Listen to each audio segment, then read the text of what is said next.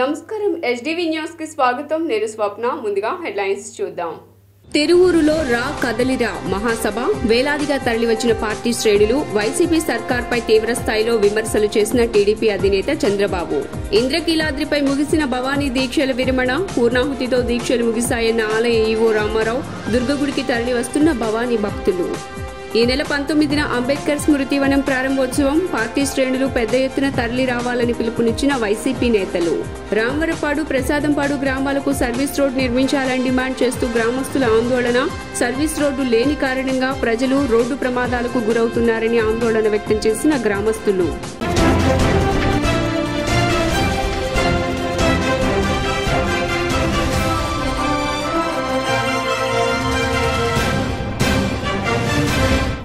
ఇక డీటెయిల్స్ చూస్తే జగన్మోహన్ రెడ్డి రివర్స్ పాలనలో ఏపీ 30 ఏళ్లు వెనక్కి వెళ్లిపోయిందని టీడీపీ అధినేత చంద్రబాబు వ్యాఖ్యానించారు.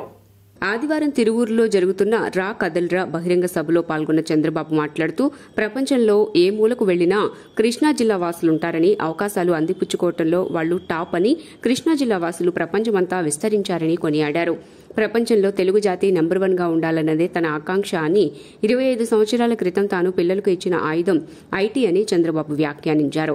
తనను అక్రమంగా అరెస్టు చేసి జైల్లో ఉంచినప్పుడు ప్రపంచమంతా సంఘీభావంగా నిలిచిందన్నారు. ఓ పక్క హైదరాబాద్ వెలిగిపోతూ ఉంటే సీఎం జగన్ చర్యల వల్ల అమరావతి వెలవెలబోతోందని ఆవేదన వ్యక్తం చేశారు. జగన్ రివర్స్ చర్యల వల్ల రాష్ట్రం 30 ఏళ్లు వెనక్కి వెళ్లిపోయిందన్నారు. ప్రతి ఒక్కరూ రా కదల్రా అంటూ నారా చంద్రబాబు తిరువూరు సభ వేదికగా పిలుపునిచ్చారు. గ్లోబల్ సిటిజన్స్ గా ఉండాలి, గ్లోబల్ లీడర్ గా మారడానికి నిచ్చెనలా ఉపయోగపడింది తెలుగుదేశం పార్టీ. ఆ నిచ్చెన పైన ఎంతమంది ముందుకు ఎక్కగలిగితే, ఎంత ఎత్తు ఎదగలిగితే అంత ఎత్తు ఎదిగే విధంగా కార్యక్రమాలు చేపట్టాం. 25 సంవత్సరాల కంటే ముందు నేను తీసుకున్న నిర్ణయం, మన పిల్లలకు నేను ఇచ్చిన ఆయుధం ఐటీ, అది ఒక ఆయుధంగా మారింది. ఏం తమ్ముళ్ళు, మీ ఊర్లో ఒక్కసారి ఆలోచించండి. నేను చెప్పిన మాట విన్న వ్యక్తి అంతా ఈరోజు బ్రహ్మాండంగా హైదరాబాద్లో ఉంటున్నారు, బెంగళూరులో ఉంటున్నారు, అమెరికాలో ఉంటున్నారు, ఆస్ట్రేలియాలో ఉంటున్నారు. ఇటీవల నాకు ఇబ్బంది వచ్చినప్పుడు 80 దేశాలలో నిరసన తెలియజేశారంటే, సంఘీభావాన్ని తెలియజేశారంటే అది తెలుగు వారి సత్తా అని చెప్పి నేను మీకు తెలియజేస్తున్నా. ఈరోజు నేను ఒకటే మిమ్మల్ని కోరుతున్నాను. ఒక పక్క హైదరాబాద్ వెలిగిపోతా ఉంది, ఎవరేశారు? సత్యనారాయణపురం రైల్వే కాలనీలో ప్రసిద్ధిగాంచిన శ్రీ శివకేశవ ఆలయంలో ధనుర్మాస మహోత్సవాలు వైభవంగా జరుగుతున్నాయి. ఈ సందర్భంగా శ్రీదేవి భూదేవి సమేత వెంకటేశ్వర స్వామివారికి 108 కలశాలతో అభిషేకం, శ్రీ లక్ష్మీ సుదర్శన పాండరిక మహాయజ్ఞం అత్యంత వైభవంగా నిర్వహించారు. ఆలయ చైర్మన్ స్వామిచరణ్ దంపతులు, Sridevi digital media managing director Bhupathiraju Satyanarayana Raju దంపతులతో పాటు పలువురు దంపతులు ఈ కళ్యాణోత్సవంలో పాల్గొన్నారు. ఈ కార్యక్రమాన్ని ఉద్దేశించి ఆలయ ప్రధాన అర్చకులు మాట్లాడుతూ, శివకేశవ ఆలయంలో నెల రోజుల పాటు ధనుర్మాస మహోత్సవాలు అత్యంత వైభవంగా నిర్వహిస్తామని తెలియజేశారు. 108 కలశాలతో శ్రీదేవి భూదేవి సమేత వెంకటేశ్వర స్వామికి అభిషేకం చేశామని, శ్రీ లక్ష్మీ సుదర్శన పాండరిక మహాయజ్ఞం కార్యక్రమంలో భక్తులు విశేష సంఖ్యలో పాల్గొన్నారని తెలియజేశారు. మనవి శ్రీ శివకేశవాలయం శ్రీదేవి భూదేవి సమేత శ్రీ వెంకటేశ్వర స్వామి దేవస్థానం, సత్యనారాయణపురం రైల్వే కాలనీ, శుక్రవారం, శనివారం, ఆదివారం ఈ రోజుతో ధనుర్మాస సందర్భంగా మా దేవాలయంలో జరుగుతున్న సుదర్శన పౌండరిక మహాయజ్ఞం అష్టోత్తర శత కలశ స్నపన ఈరోజు స్వామివారి శాంతి కళ్యాణంతో ముగిసింది. భక్తులెల్లరూ కూడా ఈ కార్యక్రమాల్లో పాల్గొని స్వామివారి యొక్క అనుగ్రహం పొందారు. అలాగే ఈ 3 రోజులు కూడా మన దేవస్థానంలో అన్నదాన కార్యక్రమాన్ని సహకరించినటువంటి శ్రీ సత్యనారాయణ రాజు గారు, శ్రీమతి శ్రీదేవి దంపతులకు ఆయురారోగ్య భోగభాగ్యాలు కలగాలని ఆ పరమేశ్వరుని కోరుతూ, ఇదే విధంగా భక్తులెల్లరూ కూడా ఇంకా కూడారవెల్లి కార్యక్రమం, అలాగే గోదా కళ్యాణ కార్యక్రమాలతో ఈ ధనుర్మాస మహోత్సవాలు ముగుస్తాయి. అందరూ విచ్చేసి స్వామివారి యొక్క అనుగ్రహం పొందవలసిందిగా కోరుచున్నాం. పిడికిట తలంబ్రాల పెండి కూతురు కొంత పెడమరలి నవ్వి నీ పెండి కూతురు. పిడికిట తలంబ్రాల పెండి కూతురు కొంత పెడమరలి నవ్వి నీ పెండి కూతురు. పేరుగల ఇంద్రకీలాద్రిపై భవానీ దీక్షల విరమణ కార్యక్రమం పూర్ణాహుతితో ముగిసింది. కృష్ణానది తీరాన ఇంద్రకీలాద్రిపై కొలువు తీరిన శ్రీ దుర్గామల్లేశ్వర స్వామివారి దేవస్థానంలో పూర్ణాహుతి కార్యక్రమంతో భవానీల దీక్ష ముగించారు. హోమగుండంలో దుర్గగుడి ఈవో దేవస్థాన చైర్మన్ కర్నాటి రాంబాబు దంపతులు పూర్ణాహుతి కార్యక్రమాన్ని నిర్వహించారు. ఇంద్రకీలాద్రిపై ఉన్న యోగశాలలో ఉదయం 11 గంటలకు దేవస్థాన స్థానాచార్యులు విష్ణువొట్ల శివప్రసాద్ శర్మ ఈవో దంపతులకు హోమగుండం ముందు ప్రత్యేక పూజలు నిర్వహించారు. హోమగుండంలో పూజా సామాగ్రిని వేయించి ప్రదక్షిణలు చేయించారు. ఈ సందర్భంగా దేవస్థాన ఈవో చైర్మన్ మాట్లాడుతూ భవానీ దీక్షల విరమణ సందర్భంగా 5 రోజులకు కలిసి సుమారు 3 లక్షల మంది భవానీలు అమ్మవారి సన్నిధిలో భక్తి శ్రద్ధలతో దీక్షలు విరమించారని తెలిపారు. చండీ హోమం యొక్క పూర్ణాహుతితో సంపూర్ణమైనాయి. మరి ఈ కార్యక్రమంలో 5 రోజుల దీక్షగా మాల విరమణ జరిగింది భవానీ దీక్ష పరులందరివి. అలాగే ఇక్కడ 5 రోజుల శతచండీ యాగం కూడా ప్రస్తుతం సంపూర్ణమైంది. అమ్మవారి అనుగ్రహంతో లక్షలాది మంది భక్తులు నిరంతరాయంగా వచ్చి అమ్మవారిని దర్శించుకొని ఇరుముడిని సమర్పిస్తూ భక్తులందరూ ఇతర రాష్ట్రాల నుంచి మన రాష్ట్రంలో ఉన్నటువంటి నలుమూలల నుంచి కూడా మాల దీక్ష విరమణ చేయడానికి విశేషంగా భక్తులందరూ కూడా విచ్చేయడం జరిగింది. ఈ రోజున 3వ తారీఖున హోమగుండంతో మొదలుపెట్టినటువంటి కార్యక్రమాన్ని ఈ రోజున పూర్ణాహుతితోటి మేము క్లోజ్ చేయడం జరిగింది. భవానీ భక్తులందరూ కూడా లక్షలాది మందిగా విచ్చేసి వారందరికీ కూడా ప్రత్యేకమైనటువంటి ఏర్పాట్లు కూడా ఎక్కడ ఇబ్బందులు కడగకుండా 3వ తేదీ నుండి 7వ తేదీ వరకు భవానీ దీక్షా విరమణ అనేది అత్యంత వైభవపేతంగా విశేషంగా అమ్మవారి ప్రాంగణంలో జరగటం మీకు అందరికీ తెలుసు. ప్రతిరోజు 70,000 నుంచి 80,000 మంది భక్తులు అమ్మవారి దీక్షా విరమణ చేయడం జరిగింది.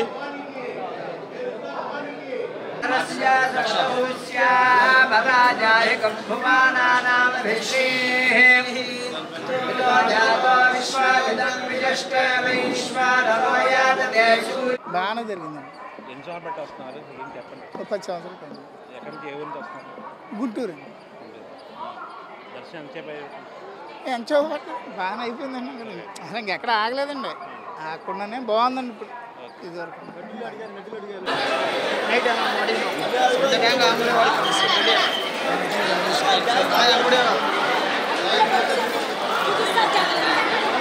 విజయవాడ నగరంలో 125 అడుగుల అంబేద్కర్ స్మృతివనం ప్రారంభోత్సవం ఈ నెల 19వ తేదీన జరగనుందని వైసీపీ నేతలు వెల్లడించారు. భవానీపురంలో వైసీపీ జిల్లా పార్టీ కార్యాలయంలో వైసీపీ నేతలు విలేకరుల సమావేశం జరిపారు. ఈ సందర్భంగా నగర మేయర్ రాయన భాగ్యలక్ష్మి, వైసీపీ తూర్పు ఇన్ఛార్జి దేవినేని అవినాష్, పశ్చిమ ఎమ్మెల్యే అభ్యర్థి షేక్ ఆసిఫ్లు మాట్లాడుతూ ఈ నెల 19న విజయవాడ నగరంలో 125 అడుగుల అంబేద్కర్ విగ్రహాన్ని ఆవిష్కరిస్తున్నట్లు తెలియజేశారు. ఈ కార్యక్రమానికి ముఖ్య అతిథులుగా సీఎం జగన్మోహన్ రెడ్డితో పాటు ప్రజాప్రతినిధులు పాల్గొంటారని తెలిపారు. 19వ తారీఖున గౌరవ మన ముఖ్యమంత్రి వర్యులు వైఎస్ జగన్మోహన్ రెడ్డి గారి ఆధ్వర్యంలో విగ్రహ ఆవిష్కరణ అన్నది శృతివనం ఓపెనింగ్ అన్నది మనం చేసుకోవటం జరుగుతుంది. రాష్ట్ర వ్యాప్తంగా 175 నియోజకవర్గాల నుంచి ప్రజలు తరలి రావటం జరుగుతుంది. ఈరోజు మన ఆంధ్రప్రదేశ్ రాష్ట్రానికి తలమాలికంగా ఈరోజు అంబేద్కర్ శృతివనం అన్నది మన విజయవాడ నగరంలో ఏర్పాటు చేయటం విజయవాడ నగర వాసులందరికీ గర్వకారణంగా నేను తెలియజేసుకుంటున్నాను. ఎందుకంటే సామాజిక న్యాయం కోరిన వ్యక్తి మనకి స్వతంత్రం వచ్చిన తర్వాత భారతదేశంలో అంబేద్కర్ గారు అట్టడుగు వర్గాలను కూడా ఈరోజు ఏదైతే ఎస్సీ ఎస్టీ బీసీ మైన్ కార్యాలయంలో మా మేయర్ రాయన్ భాగ్యలక్ష్మి గారు, పెద్దలు సీనియర్ నాయకులు గౌతమ్ రెడ్డి గారు, అదేవిధంగా వెస్ట్ కాన్స్టిట్యున్సీ సమన్వయకర్త ఆసిఫ్ గారు, అదేవిధంగా మా చైర్మన్స్ పుణ్యశీల గారు కానివ్వండి, శ్రీకాంత్ గారు కానివ్వండి, వేదిక మీద ఉన్న మా పార్టీ నాయకులకు అందరికీ నమస్కారం తెలియజేస్తూ, అదేవిధంగా మీడియా సోదరులకి ధన్యవాదాలు తెలియజేస్తూ, ఈరోజు ముఖ్యమంత్రి వైఎస్ జగన్మోహన్ రెడ్డి గారు ఒక నాయకత్వంలో విజయవాడ నగరంలో పీడబ్ల్యూ గ్రౌండ్స్లో దాదాపుగా 404 కోట్ల రూపాయలతో 125 అడుగుల అంబేద్కర్ గారు ఒక విగ్రహం ఈరోజు రూపొందించుకోవటం, రేపు 19వ తారీఖున ముఖ్యమంత్రి జగన్మోహన్ రెడ్డి గారు ఒక చేతుల మీదుగా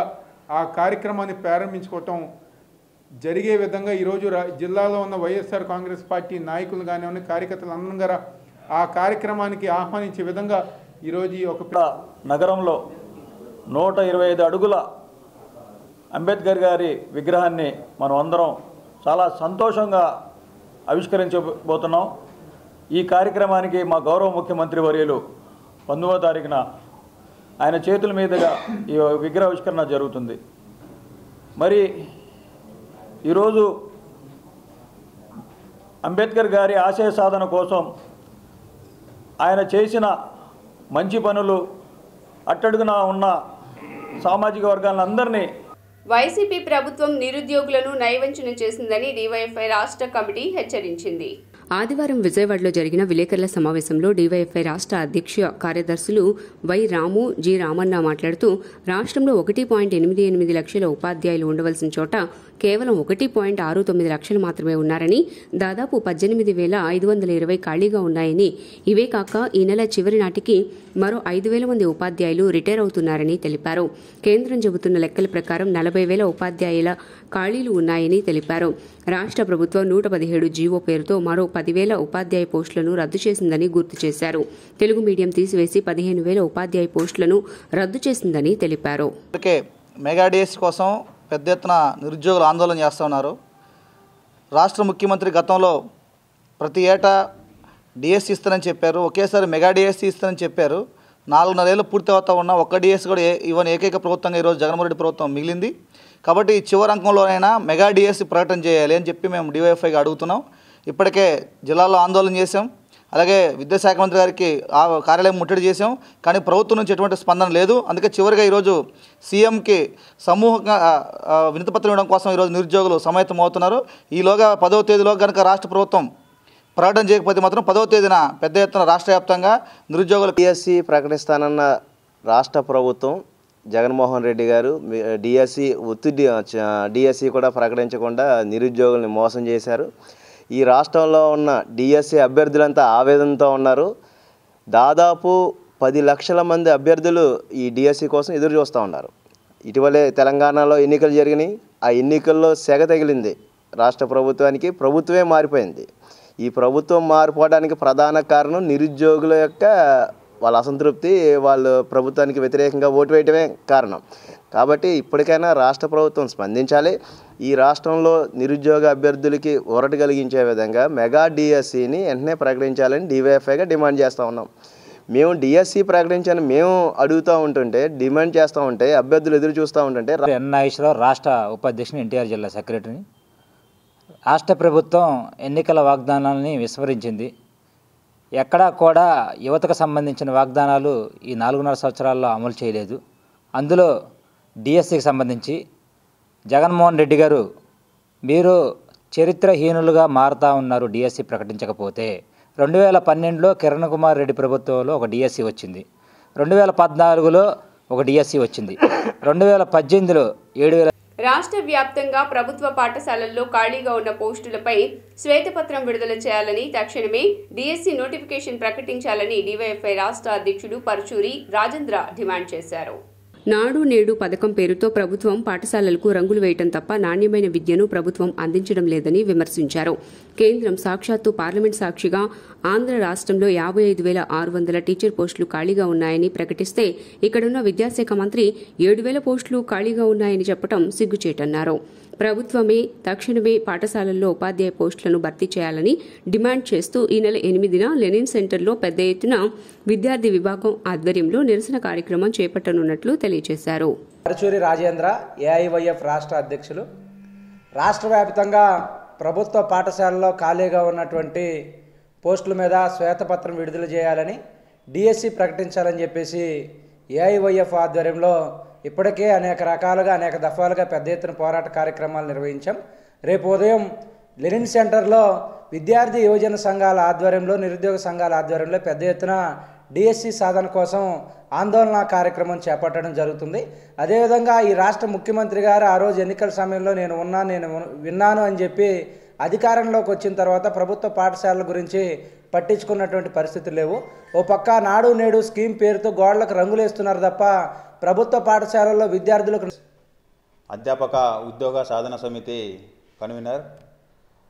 ఆంధ్రప్రదేశ్ రాష్ట్ర ప్రభుత్వం ఇటీవల కాలంలో ఏపీపీఎస్సీ ద్వారా జూనియర్ లెక్చరర్లకు అదేవిధంగా డిగ్రీ లెక్చరర్లు పాలిటెక్నిక్ లెక్చరర్లకు సంబంధించి ఉద్యోగాలు భర్తీ చేసింది. అయితే దాదాపు ఆంధ్రప్రదేశ్ రాష్ట్రంలో దాదాపు 100 కాలేజీలు ఉన్నాయి. కేవలము జూనియర్ లెక్చరర్లకు సంబంధించి 47 ఉద్యోగాలు మాత్రమే ఇచ్చారు.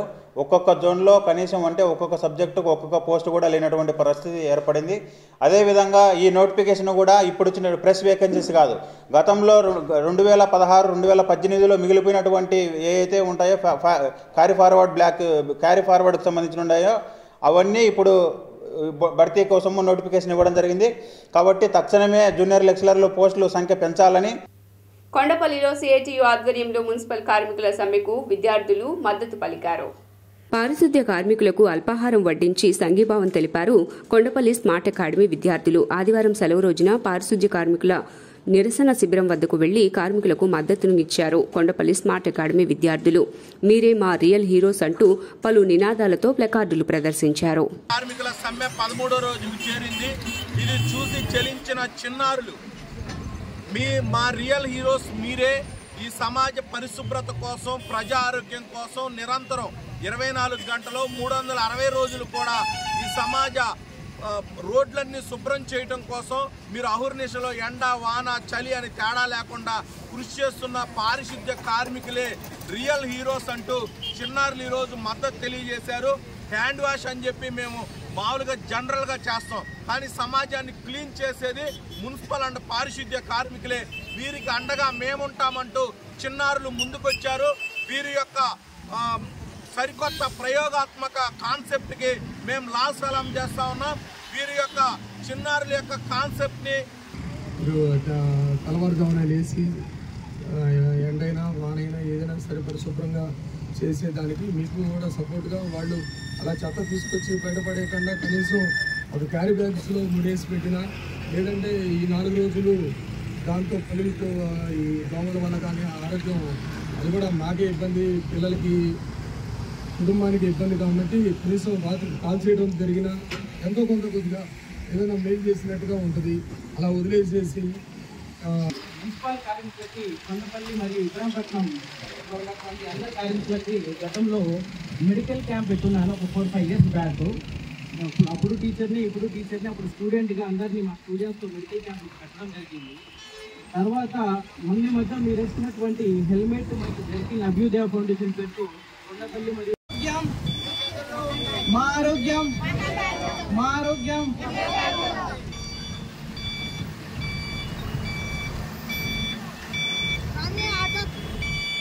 రాష్ట్రంలో అన్ని రాజకీయ పార్టీలు కాపు సామాజిక వర్గం పట్ల చిన్నచూపు చూస్తున్నాయని కాపు ఐక్య వేదిక రాష్ట్ర కన్వీనర్ శ్రీనివాస్ ఆవేదన వ్యక్తం చేశారు.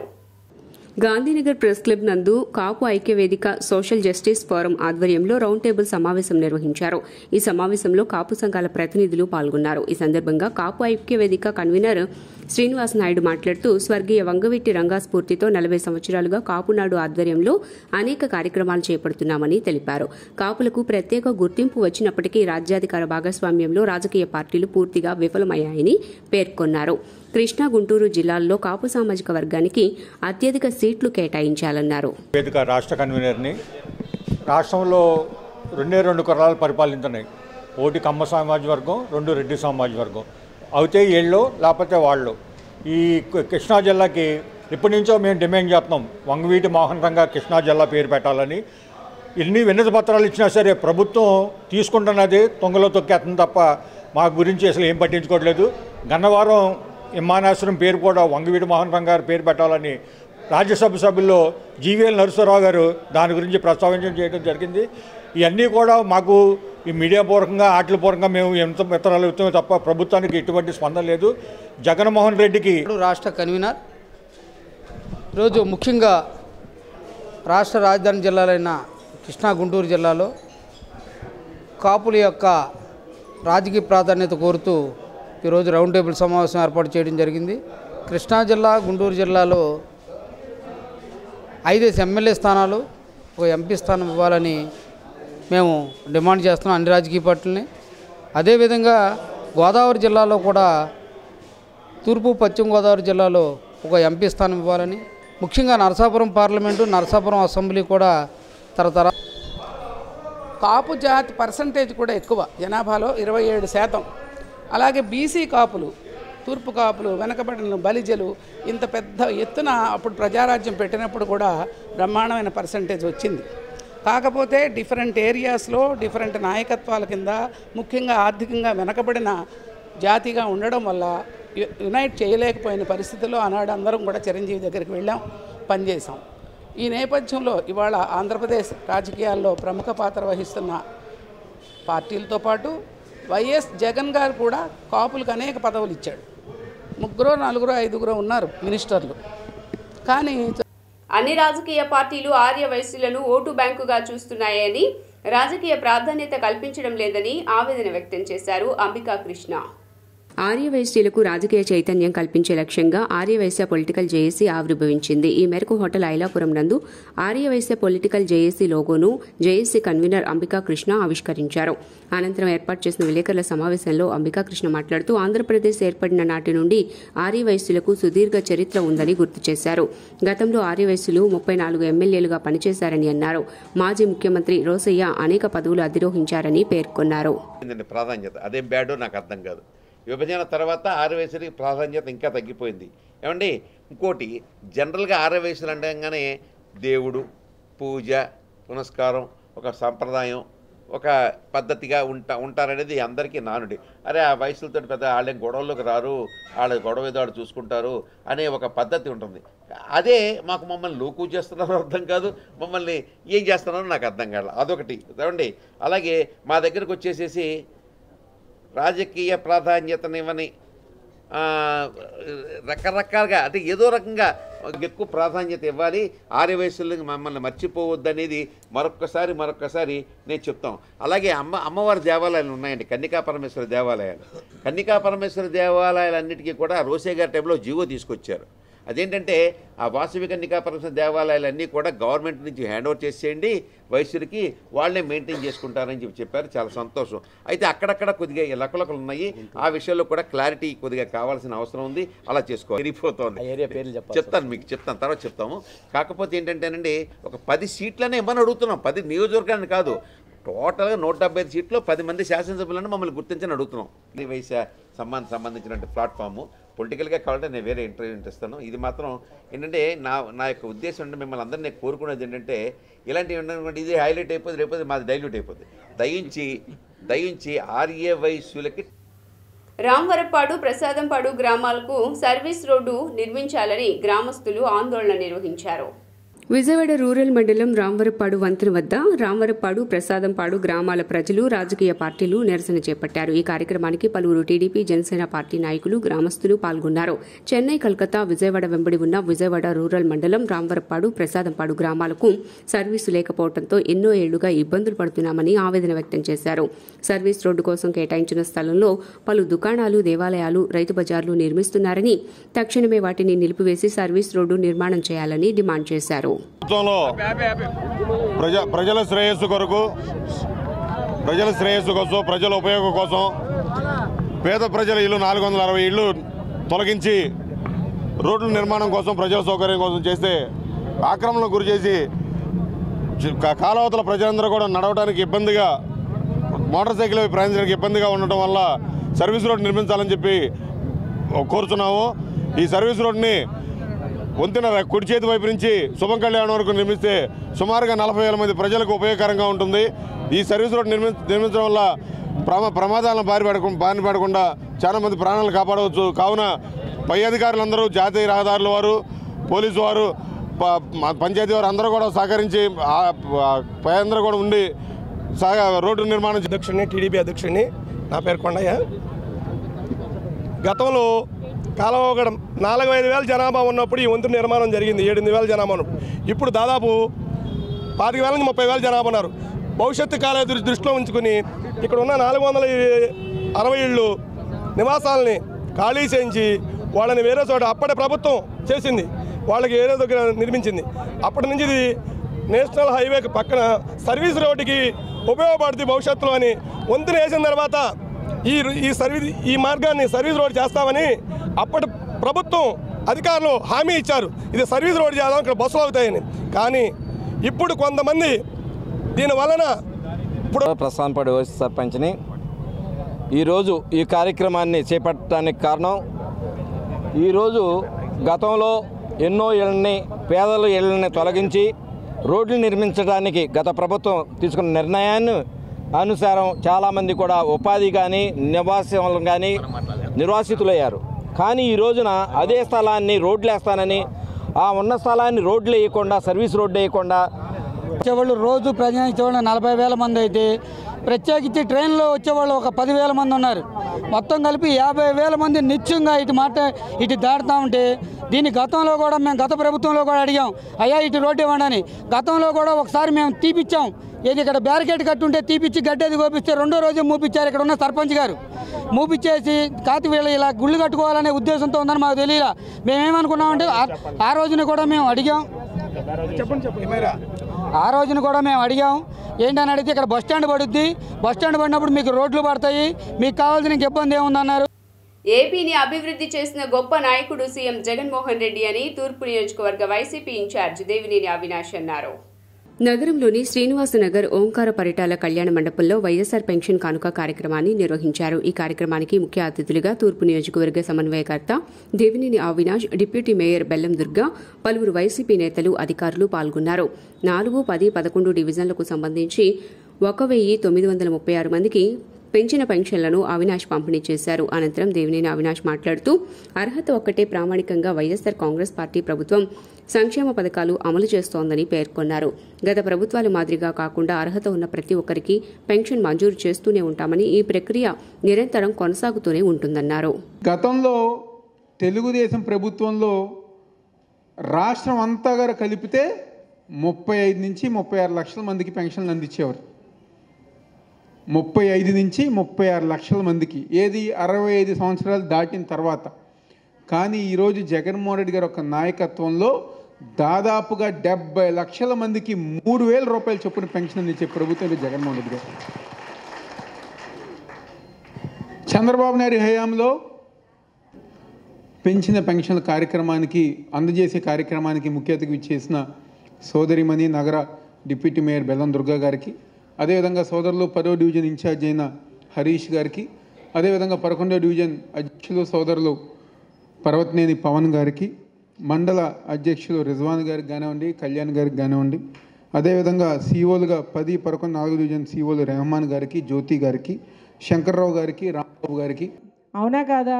జన్మభూమి కమిటీ ఉండేది. మనకి ఎవరైనా 70 నుంచి 100 పెన్షన్స్ ఇస్తే గొప్ప ఒక డివిజన్కి.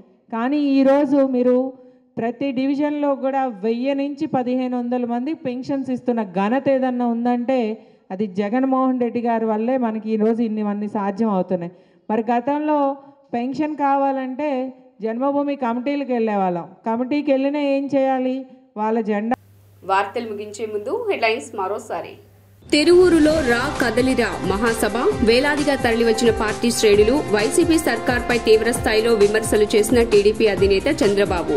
ఇంద్రకీలాద్రిపై ముగిసిన భవానీ దీక్షల విరమణ, పూర్ణాహుతితో దీక్షలు ముగిశాయన్న ఆలయ ఈవో రామారావు, దుర్గగుడికి తరలి వస్తున్న భవానీ భక్తులు. ఈ నెల 19న అంబేద్కర్ స్మృతి వనం ప్రారంభోత్సవం. పార్టీ శ్రేణులు పెద్ద ఎత్తున తరలి రావాలని పిలుపునిచ్చిన వైసీపీ నేతలు. రాంవరపాడు, ప్రసాదంపాడు గ్రామాలకు సర్వీస్ రోడ్ నిర్మించాలని డిమాండ్ చేస్తూ గ్రామస్తుల ఆందోళన. సర్వీస్ రోడ్డు లేని కారణంగా ప్రజలు రోడ్డు ప్రమాదాలకు గురవుతున్నారని ఆందోళన వ్యక్తం చేసిన గ్రామస్తులు. HDV న్యూస్ ఇంతటితో సమాప్తం. తిరిగి వార్తల్లో మళ్ళీ కలుద్దాం. అంతవరకు సెలవు. నమస్కారం.